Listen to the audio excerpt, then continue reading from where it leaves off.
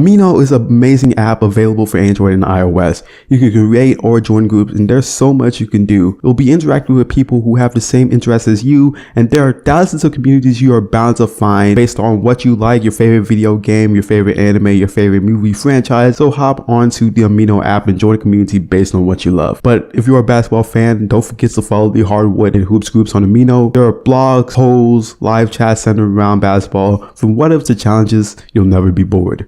The Eastern Conference is extremely wide open with Jimmy Butler, Paul Millsap, and Paul George moving west. This allows for there to be possible all-star spots for players like Avery Bradley, Bradley Beal, Porzingis, and even Whiteside. And when I say possible, I really stress it. This last season, the all-star voting was just fans had less influence on who got selected. It is like this now. Fans are now responsible for 50% of the overall vote, while media and players themselves each have 25% of the vote. Previously, it was solely based on social media support, and this is the exact reason you don't see players like Hassan Whiteside making the All-Star game. The All-Star voting is a joke because of this. Players who've had outstanding seasons or had an outstanding season shouldn't be snubbed, but the All-Star game is usually limited to 13 players. A prime example of an all-star snub is Damian Lillard. It's been snubbed from the last two all-star games, and it's understandable because there are a lot of elite point guards. You're going to miss out because there's Russell Westbrook, Stephen Curry, Chris Paul, and Eric Bledsoe, who all deserve to be mentioned in all-star conversations. The league is getting more stacked at the point guard position, and looking at the 2017 NBA draft, you can say for sure that Lonzo Ball, Markelle, Fox, and Smith are all future all-stars. The future of the Western Conference is bright, but this makes it more difficult for players like Lillard to find a spot in the All-Star game. It is a popularity contest at the end of the day, and the coach's vote is also a popularity contest. For the reserves, if a coach doesn't like you, you're probably not going to get his vote. And right now, Lonzo is super incomparably hyped, so the possibility of him being an all-star is very likely. There's one thing to take from everything that occurred this offseason besides Kyrie requesting a trade, and that is that the East has gotten weaker and the West has gotten stronger. It'll be hard for a player to make the All-Star game in the Western Conference than it would be in the Eastern Conference. And this is one of the reasons that Gordon Hayward left the Utah Jazz. The team was essentially a middle-of-the-pack team that would continue to be mediocre, potentially a first or second round exit every year. Hayward looked east and saw teams like the Pacers, Hawks, and Bulls getting wedged, and these are teams that will most likely not make the playoffs next year, no matter how much Miles Turner says the Pacers will. They were barely the 7th seed with Paul George on the team. I can't see them making the playoffs without him. Teams I can see making the playoffs are the Miami Heat, the Detroit Pistons, and the Charlotte Hornets. These teams all had a disappointing 2016-17 season, but all the moves they have made and player development leads me to believe that they will overtake these weakened teams. The Miami Heat brought back all their players, drafted Bam Adebayo, picked up AJ Hammond and Side Kelly, and looking at what the Miami Heat are trying to capitalize on, it's floor-spacing. More so a 4 out, 1 in. The beginning of the season was terrible for the Miami Heat.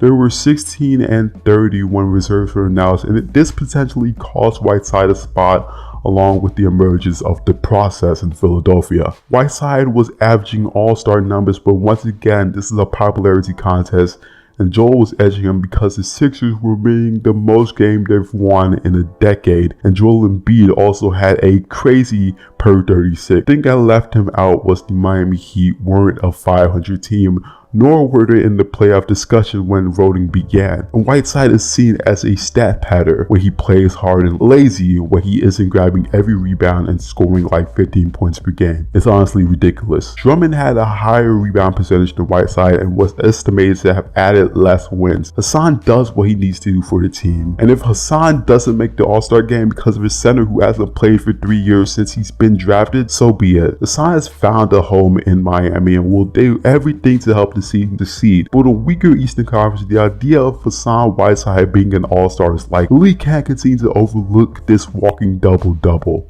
Hassan Whiteside will be an all-star in the 2017-18 season for 3 reasons. 1, Eastern Conference has gotten weaker, and this allows for guys that didn't make the cut last year to make it. 2, there won't be the winning excuse for Whiteside because the East is so weak that it would be crazy if the Heat weren't somewhere in the playoff pick. And 3, Hassan Whiteside will be averaging similar numbers to guys who almost got the nod last year. Let's look at Drummond. Drummond was averaging 14.5 points per game, 13.6 rebounds per game around the break. And let's look at Dwight Howard now. Howard was averaging 13.7 points per game and 13 rebounds per game. And with Hassan Whiteside not making the All-Star game, he becomes the first player to be averaging the numbers you were averaging around All-Star break and not make the All-Star game. If he's averaging numbers like this next year, he's for sure going to make the All-Star game. If the Miami Heat are in the playoff conversation, whether it's the 8th seed or the 5th seed, Hassan Whiteside is going to make the All-Star game. But thank you guys so much for watching. This is Zapsy, and most likely my next video will be on the Nike jerseys because there was a recent rookie photo shoot and basically all the jerseys were leaked because they were obviously taking a picture of every rookie from every team. So we'll do a video on that. Basically, there's a couple of jerseys that are different. For the most part, just instead of Adidas, it's Nike sign on it plus an endorsement.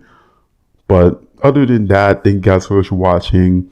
And whatever video we want to see in the future, whether it's a video on why Luke Kennard is a future All-Star Hall of Famer or the Dwight Howard video, you want me to release that, guys, please spam that up in the interactive poll. And this is Zapsy, and I'll see you guys in another one.